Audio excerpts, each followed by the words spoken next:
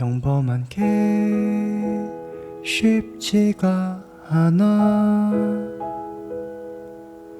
내 맘속에 욕심이 많은 건지. 엄마 아빠 정말 미안해. 누군가를 부러워하게 됐어.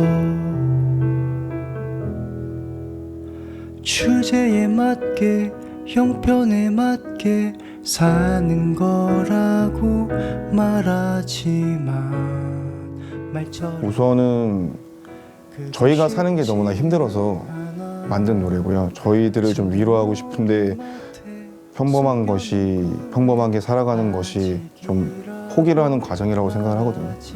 누구는 집을 포기하고, 누군가는 가정을 이루는 것을 포기하고, 누군가는 꿈을 포기하고. 이 노래를 함께 만든 세 남자. 그중 유일한 미혼인 노래 부르는 효준 씨. 효준 씨는 왜 결혼을 안 했어요? 안 한 건 아니고요. 못한 거라고 하는 게 좀 맞지 않을까 싶은데요. 근데 또 어떻게 보면 그렇게 결혼할 만한 그런 상대를 아직 못 만났다라고도 할 수 있을 것 같네요. 이제 제가 87년생인데 제 이제 동갑내기 친구들 보면 한 남자 친구들 기준으로 한 절반은 결혼을 아직 안 했거든요. 일단 경제적인 이유를 얘기하더라고요. 이제 그게 제일 크다고.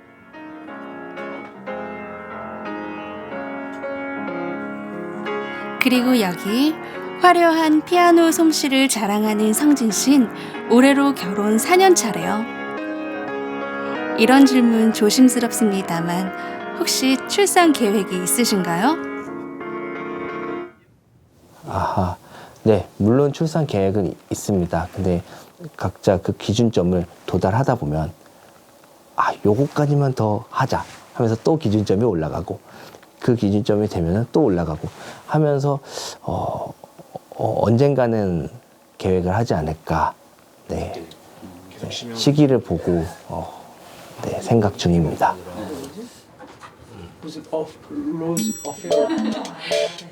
그리고 여기 확고한 이유로 출산을 하지 않기로 결심한 이가 있습니다. 회사원이자 유튜버인 혜수 씨는 자신의 유튜브 채널에서 딩크족임을 선언해 주목을 받았는데요.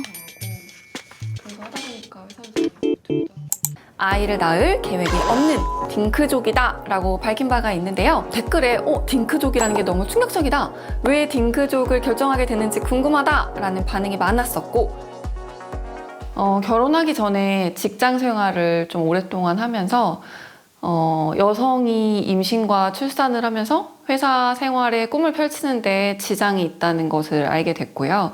비슷한 나이의 친구들 중에 임신과 출산을 할 친구들은 사실 저랑 생활이 엄청 많이 다르거든요. 장점은 일단 당연히 제 생활이 상당히 자유롭고 제가 하고 싶은 일들을 얽매인 없이 결정하고 진행할 수 있다는 점이 가장 큰 장점이고요. 단점은 주변에서 좀 참견을 많이 한다는 거. 네, 그게 단점인 것 같아요. 혜수 씨가 아이를 낳지 않겠다고 결심하게 된 데는 또 다른 이유도 있었습니다.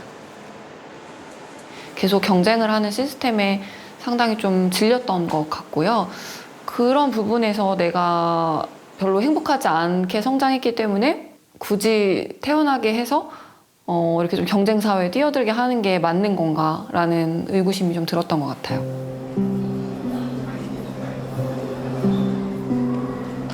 많은 우리 청년들이 내가 자라면서 행복하지 않았는데 어떻게 아이를 낳아 행복하게 키울 수 있겠느냐라고 이야기합니다.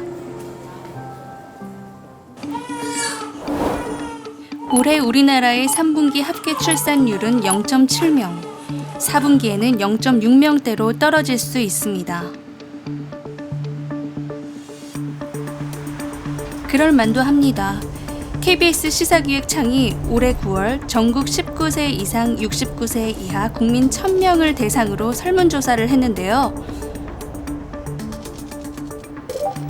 우리나라 2030 미혼 인구 중 62%가 현재 연애를 안 하고 있다고 하고요. 또 미혼자 중 34%는 앞으로도 결혼을 안 할 것이라고 응답했습니다. 미혼자들이 결혼을 안 하는 가장 큰 이유로 남성은 경제적 여유가 부족해서를, 여성은 나 자신의 삶에만 집중하기도 버거워서를 꼽았습니다.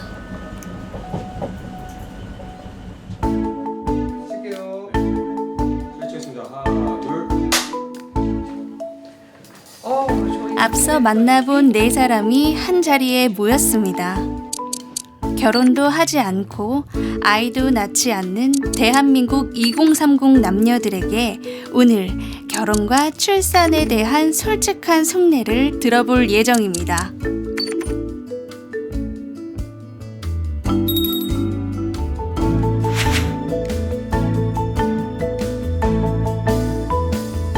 저는 단도직입적인 질문을 좀 드리고 싶은데 결혼, 출산이 싫으신 건가요?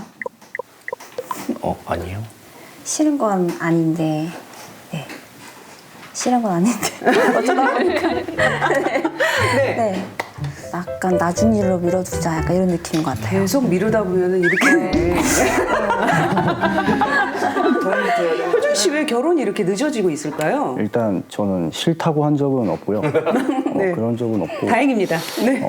근데 결혼은 일단 제가 기본적으로 생각이 없는 게 지극히 개인적인 이유인데, 저는 애를 낳을 생각이 없어서 애를 안 낳을 거면 결혼할 이유가 좀 없지 않나. 물론 있다고도 생각하는데 좀 안 하는 게 좀 더 맞지 않나라고 생각을 해서.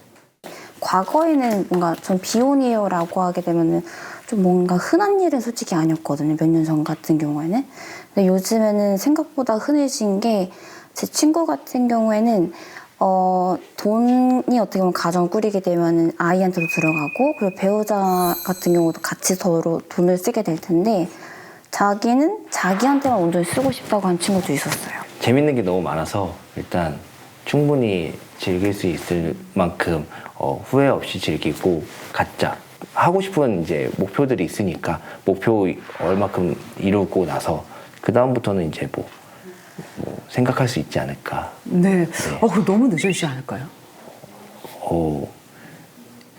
그러기에는 뭐 나이도 젊고 전 나이가 젊다고 생각을 하기 때문에 네. 그렇지 않을까요? 네.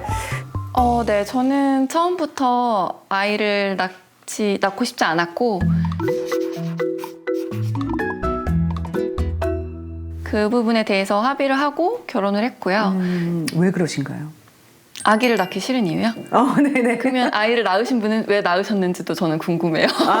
그렇구나. 나 네. 대답을 해야 되네? 네네. 왜 낳게 되셨어요? 왜 낳았을까요? 저는 약간 네. 조금 네. 더 나의 가족을 갖는 거에 대해서 필요를 좀 느꼈던 것 같아요. 네. 저는 제가 선택할 수 없었던 것들이 저의 출산, 제가 태어난 것, 그리고 저의 이름, 그리고 저의 유전적인 부분들이잖아요.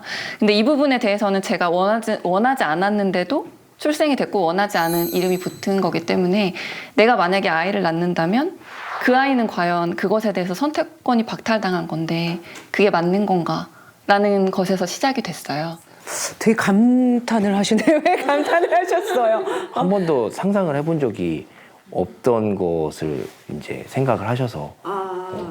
그러니까 부모님께서 나를 왜 태어나게 했을까, 그런 생각을 하시는 건 아니죠? 그건 아니고 태어났으니까 살고 있지만 내 아이는 그렇지 않을 수도 있잖아요. 사람마다 다 성격이 다른 거니까. 그래서 저는 약간 뭐 낳으시는 분도 자기 자유예요. 상관없는데 결혼을 했으니까 당연히 낳아야 된다라는 인식의 흐름은 아닌 것 같다라는 거죠. 생각을 해봐야 된다. 좀 일적으로 봤을 때는 승진이 어쩔 수 없이, 뭐 여자 같은 경우는 출산을 하게 되면 당연히 휴가를 다 들어가게 되는데, 그랬을 때 시기적으로 밀리는 게 너무 커서 계획적으로 자녀를 낳아야 된다던가 그런 것들도 있다 보니까 좀 그래서 이제 그 부담스러운 것 시기를 같아요. 놓치면은 그냥 너무 안- 늦어지니까. 안 나을 수도 있고. 안 나을 그때 가면 또 차라리 낳지 말까가 될 수도 있는 것 같고 꼭 낳아야 할까라는 의문으로 이제 막 바뀌는 것 같아요. 이제 그런 걸 보면 안타깝죠. 저 친구는 되게 능력 있고 되게 그 부분만 빼면 훨씬 많이 올라갈 수 있는 친구인데 이제 그게 조금 걸림돌이 되어서 이렇게 막 고군분투하다가 결국 퇴사를 결정하는 경우를 너무 많이 봤어요. 네.